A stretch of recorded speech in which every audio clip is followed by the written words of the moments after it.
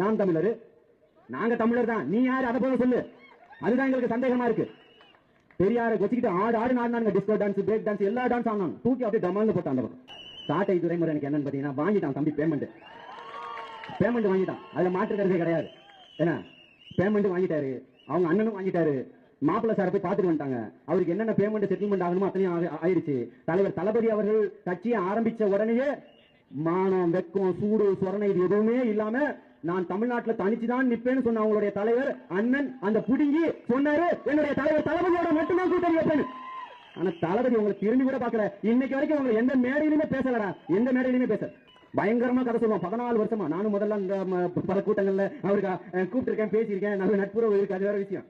14 வருஷமா 14 கொள்கை தலைவர் சொல்லிக்கிட்டு இருக்கா. இன்னைக்கு வரைக்கும் சலிக்காம சொல்றான், இன்னைக்கு வரைக்கும் சொல்றான், எல்லாத்தையும் சொல்லுவான், கூச்சமே பட மாட்டான்.